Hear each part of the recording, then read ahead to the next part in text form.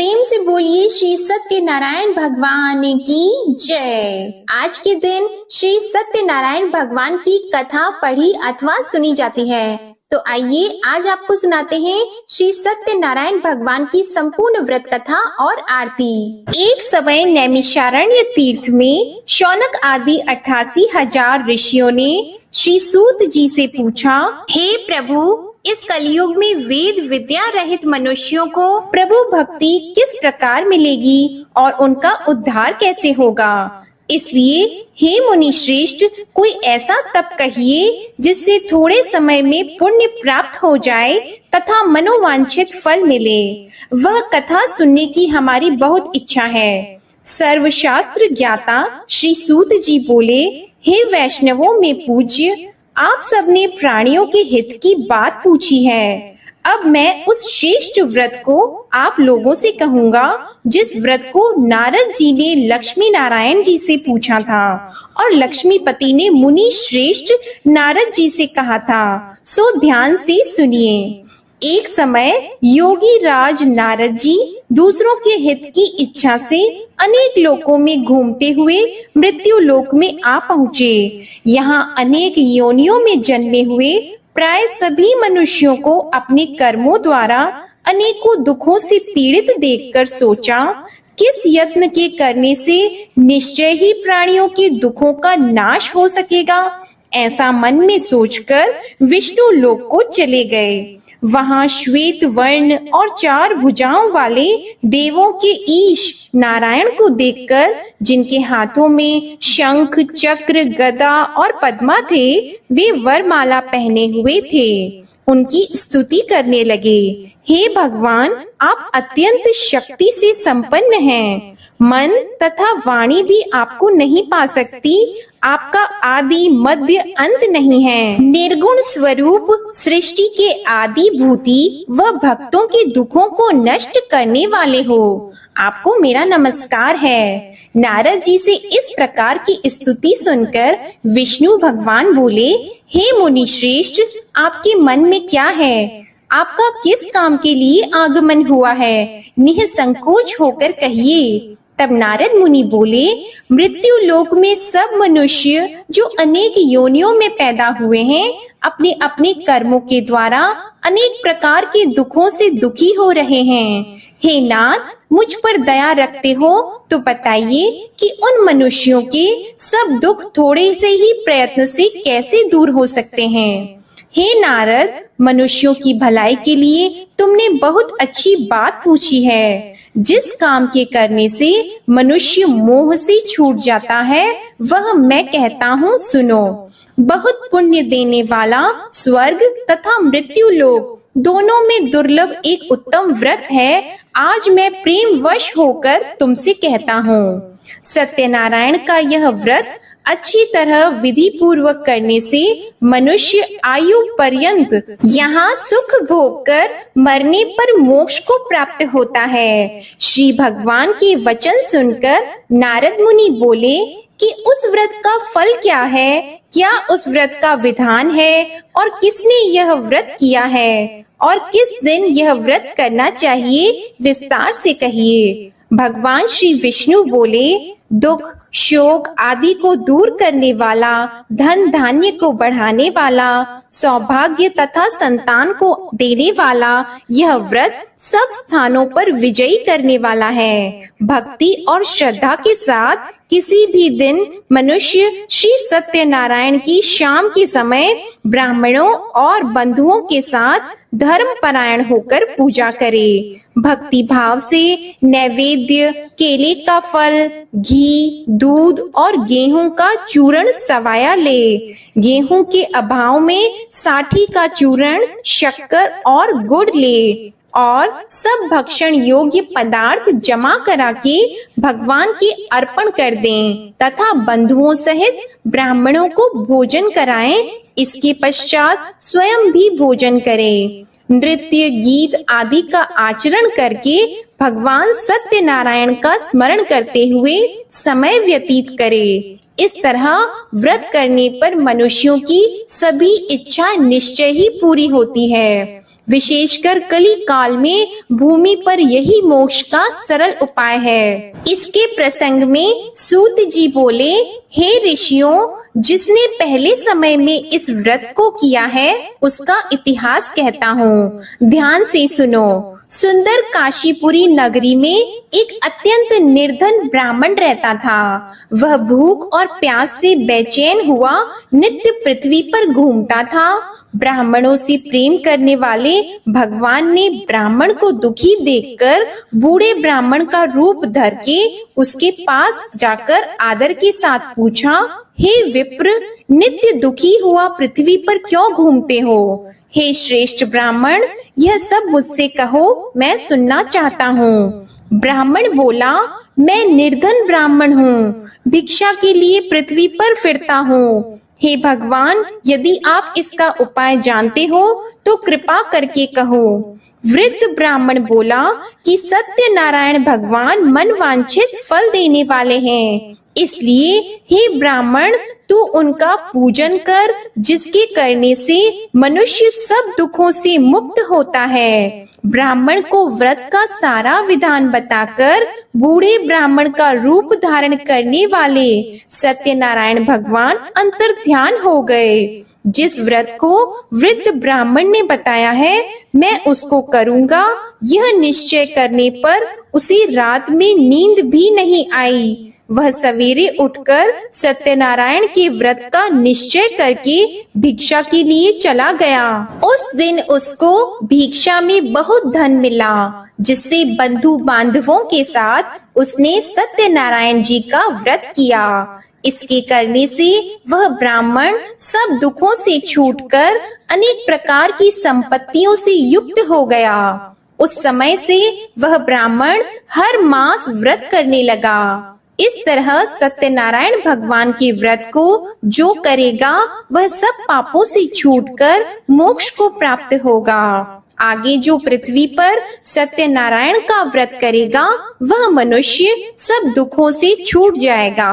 सूत जी ऋषियों से बोले कि इस तरह नारद जी ने नारायण का कहा हुआ यह व्रत मैंने तुमसे कहा।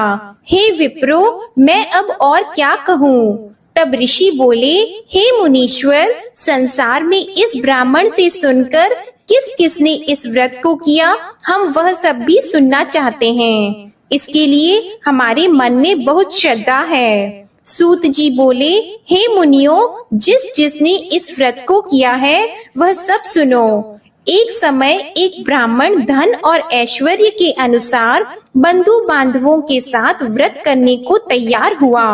उसी समय एक लकड़ी बेचने वाला बूढ़ा आदमी आया और बाहर लकड़ियों को रखकर ब्राह्मण के मकान में गया। प्यास से दुखी लकड़हारा उनको व्रत करते देखकर ब्राह्मण को नमस्कार करके कहने लगा कि आप यह क्या कर रहे हैं और इसके करने से क्या फल मिलता है, कृपा करके मुझसे कहिए।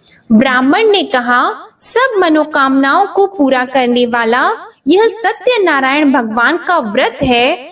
इसकी ही कृपा से मेरे यहाँ धन धान्य आदि की वृद्धि हुई है। ब्राह्मण से इस व्रत के बारे में जानकर लकड़हारा बहुत प्रसन्न हुआ।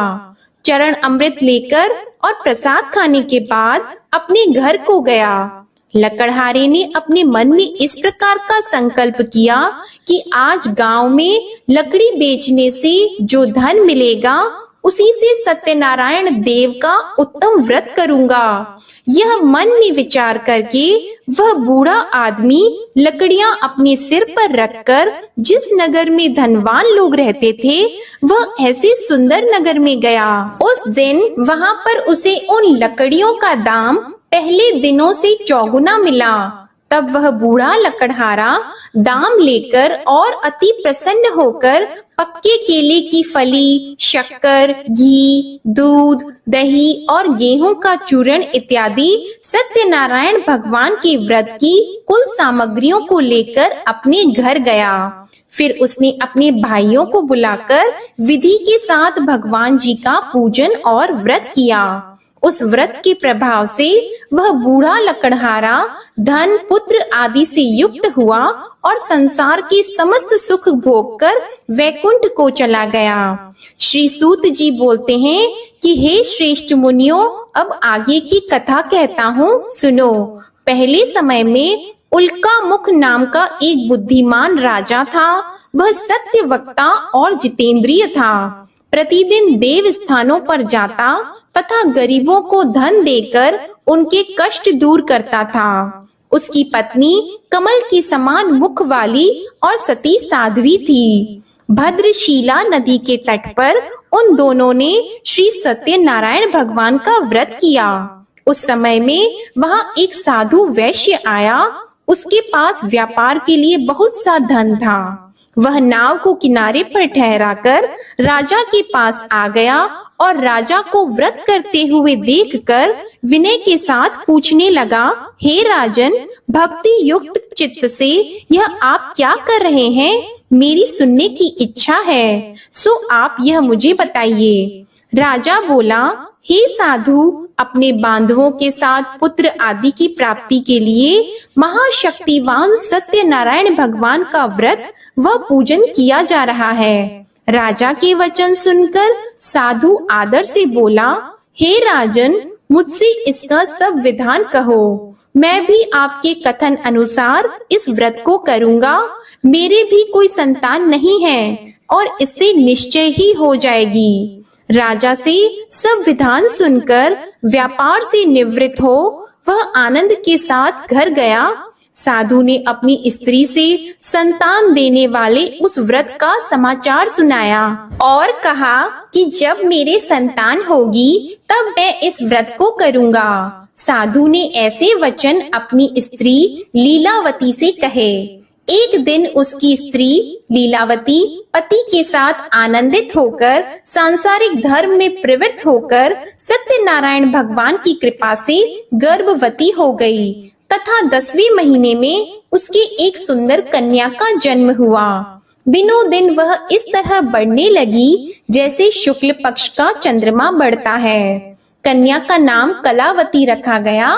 तब लीलावती ने मीठे शब्दों में अपने पति से कहा कि जो आपने संकल्प किया था भगवान का व्रत करूंगा, अब आप उसे करिए। साधु बोला, हे प्रिय, इसके विवाह पर करूंगा। इस प्रकार अपनी पत्नी को आश्वासन देकर वह नगर को गया। कलावती पितृगृह में वृद्धि को प्राप्त हो गई। साधु ने जब नगर में सखियों के साथ अपनी पुत्री को देखा तो तुरंत दूत को बुलाकर कहा कि पुत्री के वास्ते कोई सुयोग्य वर देखिए। साधु की आज्ञा पाकर दूत कंचन नगर पहुंचा और वहां पर बड़ी खोज और देखभाल कर लड़की के लिए सुयोग्य वाणिक पुत्र को ले आया।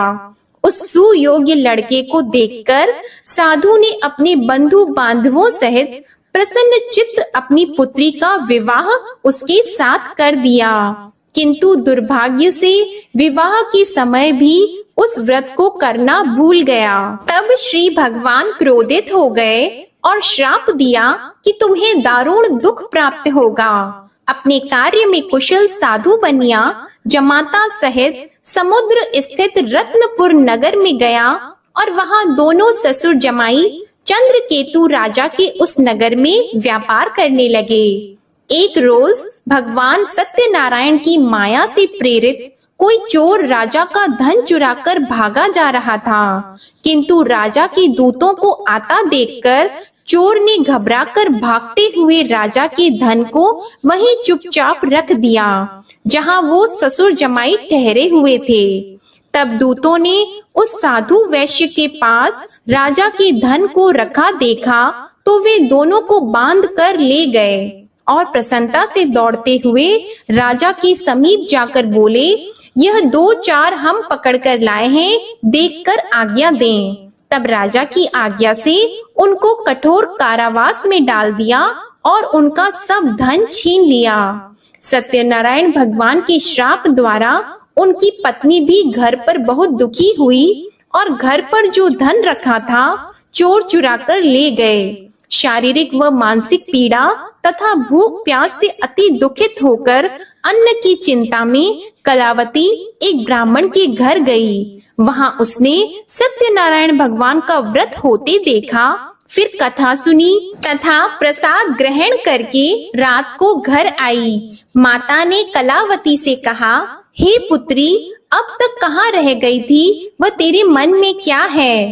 कलावती बोली, हे माता, मैंने एक ब्राह्मण के घर श्री सत्यनारायण भगवान का व्रत देखा है। कन्या के वचन सुनकर लीलावती भगवान के पूजन की तैयारी करने लगी। लीलावती ने परिवार और बंधुओं सहित श्री सत्यनारायण भगवान का पूजन किया और वर मांगा कि मेरे पति और दामाद शीघ्र आ जाएं। साथ ही प्रार्थना की कि हम सबका अपराध क्षमा करो। सत्यनारायण भगवान इस व्रत से संतुष्ट हो गए और राजा चंद्रकेतु को स्वप्न में दर्शन देकर कहा, हे राजन, दोनों वैश्यों को प्रातः ही छोड़ दो और सब धन जो तुमने ग्रहण किया है वह दे दो, नहीं तो मैं तेरा धन, राज्य, पुत्र आदि सब नष्ट कर दूंगा। राजा से ऐसे वचन कहकर भगवान अंतर्ध्यान हो गए। प्रातः काल राजा चंद्रकेतु ने सभा में अपना स्वप्न सुनाया। फिर दोनों वाणिक पुत्रों को कैद से मुक्त कर सभा में बुलाया। दोनों ने आते ही राजा को नमस्कार किया। राजा मीठे वचनों से बोले, हे महानुभावों, भावी वर्ष ऐसा कठिन दुख प्राप्त हुआ है, अब तुम्हें कोई भय नहीं। ऐसा कहकर राजा ने उनको नए नए वस्त्र आभूषण पहनाए तथा उनका जितना धन लिया था उससे दुगुना धन देकर आदर सहित विदा कर दिया। दोनों वैश्य अपने घर को चले गए। सूत जी बोले, वैश्य ने मंगलाचार करके यात्रा आरंभ की और अपने नगर को चला। उनके थोड़ी दूर निकलने पर दंडी वेशधारी सत्यनारायण भगवान ने उनसे पूछा, हे साधु, तेरी नाव में क्या है? अभिमानी वाणिक हंसता हुआ बोला, हे दंडी, आप क्यों पूछते हो? क्या धन लेने की इच्छा है? मेरी नाव में तो बेल और पत्ते भरे हैं। वैश्य का कठोर वचन सुनकर भगवान ने कहा, तुम्हारा वचन सत्य हो। दंडी ऐसा कहकर वहां से दूर चले गए और कुछ दूर जाकर समुद्र के किनारे बैठ गए। दंडी के जाने पर वैश्य ने नित्य क्रिया करने के बाद नाव को ऊंची उठी देखकर अचंभा किया और नाव में बेल पत्ते आदि देखकर मूर्छित होकर जमीन पर गिर पड़ा। फिर मूर्छा खुलने पर अत्यंत शोक प्रकट करने लगा। तब उसका दामाद बोला कि आप शोक न करें, यह दंडी का श्राप है, अतः उनकी शरण में चलना चाहिए, तभी हमारी मनोकामना पूरी होगी। दामाद के वचन सुनकर वह दंडी के पास पहुंचा और अत्यंत भक्ति भाव से नमस्कार करके बोला, मैंने जो आपसे असत्य वचन कहे थे उनको क्षमा करो। ऐसा कहकर महान शोकातुर होकर रोने लगा। तब दंडी भगवान बोले, हे वाणिक पुत्र, मेरी आज्ञा से बार बार तुम्हें दुख प्राप्त हुआ है, तू मेरी पूजा से विमुख हुआ। साधु बोला, हे भगवान, आपकी माया से मोहित ब्रह्मा आदि भी आपके रूप को नहीं जानते, तब मैं अज्ञानी कैसे जान सकता हूँ? आप प्रसन्न होइए, मैं सामर्थ्य के अनुसार आपकी पूजा करूँगा, मेरी रक्षा करो और पहले के समान नौका में धन भर दो। उसके भक्ति युक्त वचन सुनकर भगवान प्रसन्न होकर उसकी इच्छा अनुसार वर देकर अंतर ध्यान हो गए। तब उन्होंने नाव पर आकर देखा कि नाव धन से परिपूर्ण है, फिर भी वह भगवान सत्यनारायण का पूजन कर साथियों सहित अपने नगर को चला। अब अपने नगर के निकट पहुंचा, तब दूत को घर भेजा। दूत ने साधु के घर जाकर उसकी स्त्री को नमस्कार करके कहा कि साधु अपने दामाद सहित इस नगर के समीप आ गए हैं। ऐसा वचन सुनकर साधु की स्त्री ने बड़े हर्ष के साथ सत्यदेव का पूजन कर पुत्री से कहा, मैं अपने पति के दर्शन को जाती हूँ, तू कार्य पूर्ण करके शीघ्र आ जा। माता के ऐसे वचन सुनकर कलावती प्रसाद छोड़कर पति के पास गई। प्रसाद की अवज्ञा के कारण सत्यदेव ने रुष्ट होकर उसके पति को नाव सहित पानी में डुबा दिया। कलावती अपने पति को न देखकर रोती हुई जमीन पर गिर गई। इस तरह नौका को डूबा हुआ तथा कन्या को रोता देखकर साधु दुखी होकर बोला, हे प्रभु, मुझसे या मेरे परिवार से जो भूल हुई है उसे क्षमा करो। उसके दीन वचन सुनकर सत्यदेव प्रसन्न हो गए और आकाशवाणी हुई कि हे साधु, तेरी कन्या मेरे प्रसाद को छोड़कर आई है, इसलिए इसका पति अदृश्य हुआ है। यदि वह घर जाकर प्रसाद खाकर लौटे तो इसे पति अवश्य मिलेगा। ऐसी आकाशवाणी सुनकर कलावती ने घर पहुंचकर प्रसाद खाया, फिर आकर पति के दर्शन किए। तत्पश्चात साधु ने बंधु बांधवों सहित सत्यदेव का विधि पूर्वक पूजन किया। उस दिन से वह पूर्णिमा को सत्यनारायण का पूजन करने लगा। फिर इस लोक का सुख भोग कर अंत में स्वर्ग लोक को गया। सूत जी बोले, हे ऋषियों, मैं और भी कथा कहता हूँ, सुनो। प्रजापालन में लीन तुंगध्वज नाम का राजा था। उसने भी भगवान का प्रसाद त्याग कर बहुत दुख पाया। एक समय वन में जाकर वन्य पशुओं को मारकर बड़ के पेड़ के नीचे आया। वहां उसने ग्वालों को भक्ति भाव से बांधवों सहित सत्यनारायण जी का पूजन करते देखा। राजा देखकर भी अभिमानवश वहां नहीं गया और न ही पूजन किया या नमस्कार किया। जब ग्वालों ने भगवान का प्रसाद उसके सामने रखा तो वह प्रसाद को त्याग कर अपनी सुंदर नगरी को चला गया। वहां उसने अपना सब कुछ नष्ट पाया तो वह जान गया कि यह सब भगवान ने किया है। तब वह विश्वास करके ग्वालों के समीप गया और विधि पूर्वक पूजन करके प्रसाद खाया तो सत्यदेव भगवान की कृपा से पहले जैसा था वैसा ही हो गया।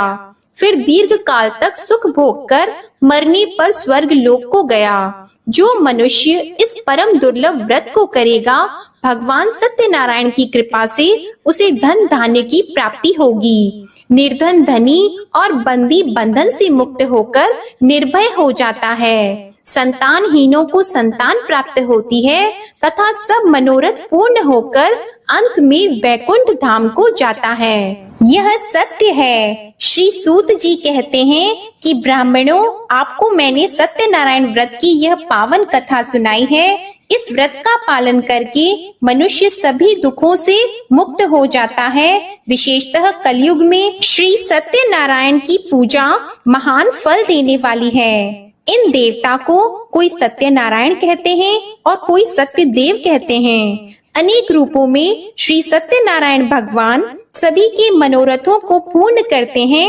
ये सनातन सत्यदेव कलयुग में सत्य व्रत के रूप में अवतरित होंगे। हे श्रेष्ठ मुनियों, जो मनुष्य नित्य इसका पठन व श्रवण करता है, श्री सत्यनारायण भगवान की कृपा से उसके सभी पाप नष्ट हो जाते हैं। प्रेम से बोलो श्री सत्यनारायण भगवान की जय। श्री सत्यनारायण संपूर्ण व्रत कथा समाप्त। अब आप सुनिए श्री सत्यनारायण भगवान की आरती। जय लक्ष्मी रमणा स्वामी, जय लक्ष्मी रमणा। सत्यनारायण स्वामी, सत्यनारायण स्वामी, जनपातक हरणा। जय लक्ष्मी रमणा। रत्न जड़ित सिंहासन, अद्भुत छवि राजी स्वामी, अद्भुत छवि राजी। नारद करत निराजन, नारद करत निराजन, घंटावन बाजी। जय लक्ष्मी रमणा। प्रगट भई कलि कारण, द्विज को दरस दियो स्वामी, द्विज को दरस दियो। बूढ़ो ब्राह्मण बनकर, बूढ़ो ब्राह्मण बनकर, कंचन महल कियो। जय लक्ष्मी रमणा। दुर्बल भील कठारो, जिन पर कृपा करी, जिन पर कृपा करी। चंद्रचूड़ एक राजा, चंद्रचूड़ एक राजा, तिनकी विपत्ति हरी। जय लक्ष्मी रमणा। वैश्य मनोरथ पायो, श्रद्धा तज दीन्ही। स्वामी श्रद्धा तज दीन्ही। सो फल भोग्यो प्रभु जी, फिर स्तुति कीन्ही। जय लक्ष्मी रमणा। भाव भक्ति के कारण छिन छिन रूप धरियो। स्वामी छिन छिन रूप धरियो। श्रद्धा धारण कीन्ही, श्रद्धा धारण कीन्ही। तिनको काज सरियो। जय लक्ष्मी रमणा। ग्वाल बाल संग राजा, बन में भक्ति करी। स्वामी बन में भक्ति करी। मन वांछित फल दीन्हो, मन वांछित फल दीन्हो। दीन दयालु हरि। जय लक्ष्मी रमणा। चढ़त प्रसाद सवायो, कदली फल मेवा। स्वामी कदली फल मेवा। धूप दीप तुलसी से, धूप दीप तुलसी से। राजी सत्य देवा। जय लक्ष्मी रमणा। सत्यनारायण जी की आरती जो कोई नर गावे। स्वामी जो कोई नर गावे। तन मन सुख संपत्ति, तन मन सुख संपत्ति। मन वांछित फल पावे। जय लक्ष्मी रमणा। बोलो जय लक्ष्मी रमणा। प्रेम से बोलिए श्री सत्यनारायण भगवान की जय हो। कथा पसंद आई हो तो इस वीडियो को लाइक करके चैनल जरूर सब्सक्राइब कीजिएगा और कमेंट में श्री सत्यनारायण भगवान की जय भी जरूर लिखिएगा। इसी के साथ आप हमारे चैनल पर जेठ पूर्णिमा की व्रत कथा भी जरूर सुनिएगा। प्रेम से बोलिए श्री सत्यनारायण भगवान की जय।